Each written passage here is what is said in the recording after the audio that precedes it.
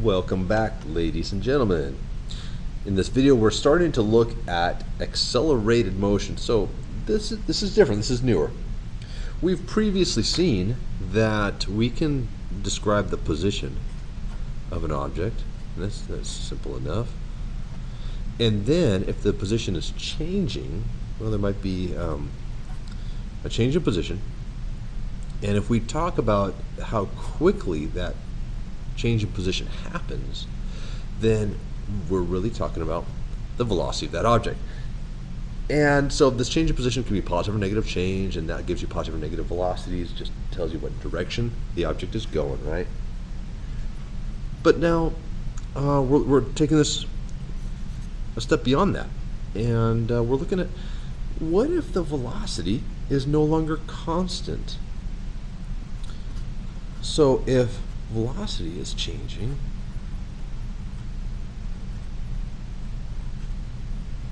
then, well, can we say that there's, we can call it a delta V. That means change in velocity. And we can track the rate of change. So if velocity is changing, we have a delta V. I'm going to finish my sentence here. If velocity is changing, then we can look at the rate of change of that velocity. This is a phrase you're going to run into over and over. The rate of change of velocity in this case.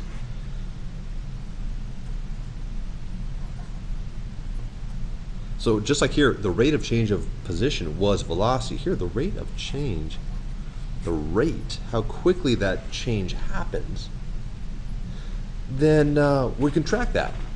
From this, we can actually kind of sort of take this information and we can create a graph. But instead of a traditional position time graph, we're going to create a velocity time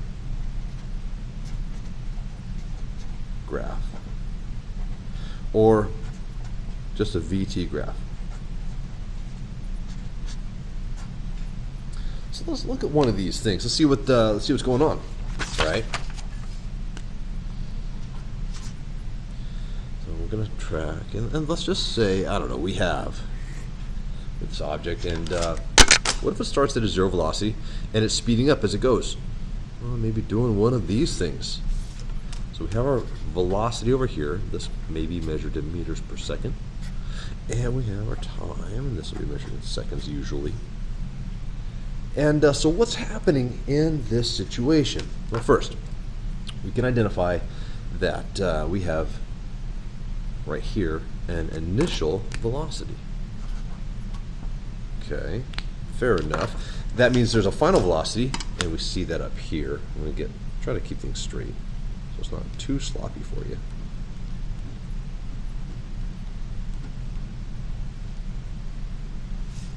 Okay.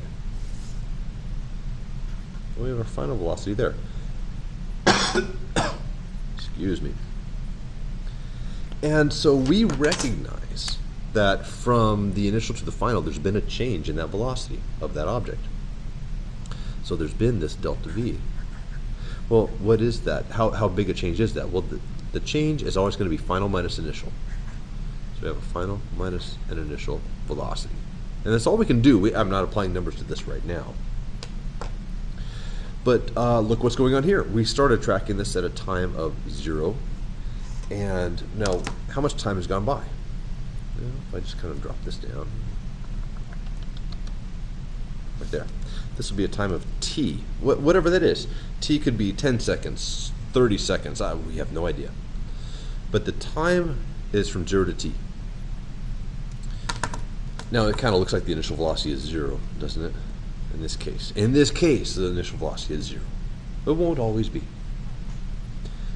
But what's going on? Okay, so this means that the rate of change of velocity, how quickly is the velocity changing, is what we see here.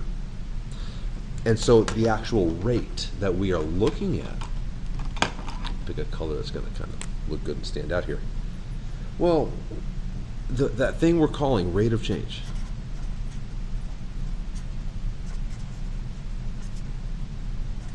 of velocity, That is the slope. That's the slope of that line. So, how do we figure out the slope of a line? Oh, we know how to do that. We're good. The slope of that line is going to be rise over run. Well, our rise is from here to here, but we always do that rise final minus initial. Look at that. That's our delta V. So the slope is our delta V. That's our rise. What's our run? Our run goes from 0 to time t, whatever t is, right? So I always do final minus initial. T minus 0 just gives us t. So the change of velocity divided by time is the slope of this. And here's the thing. This is called acceleration. That's where we get the word acceleration from. By definition, that is what acceleration means, the rate of change of velocity.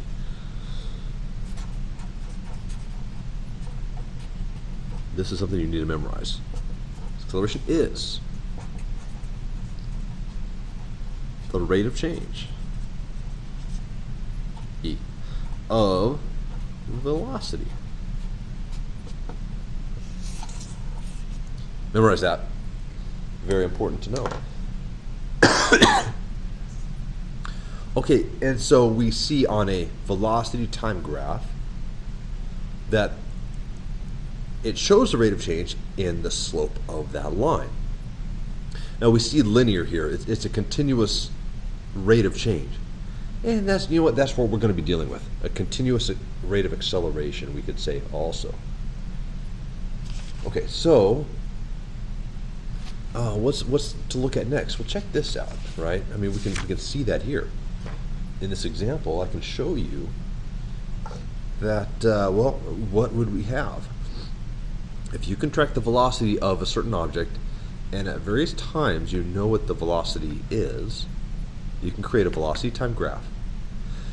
We see a linear relationship. It's a straight line all the way up, the same slope all the way up.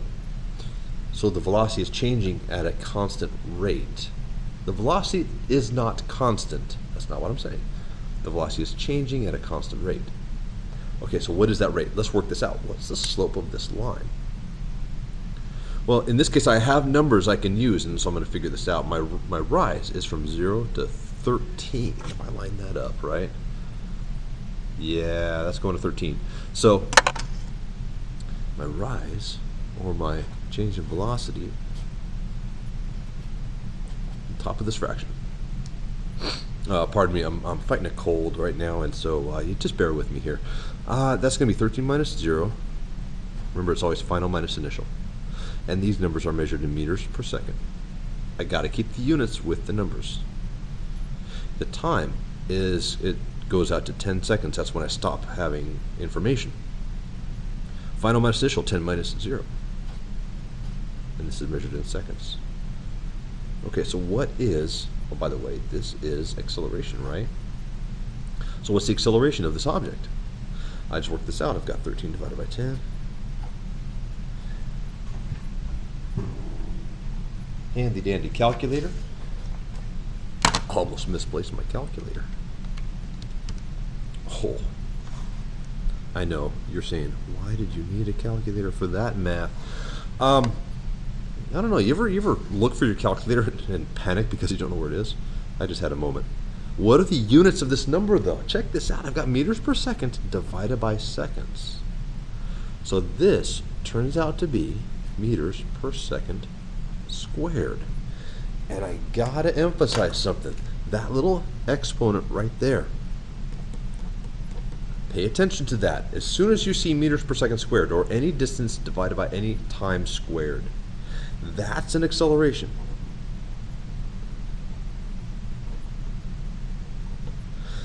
That is the rate of change. And what this is saying is that the velocity of this object is changing by 1.3 meters per second every second. Here, I can write this in here.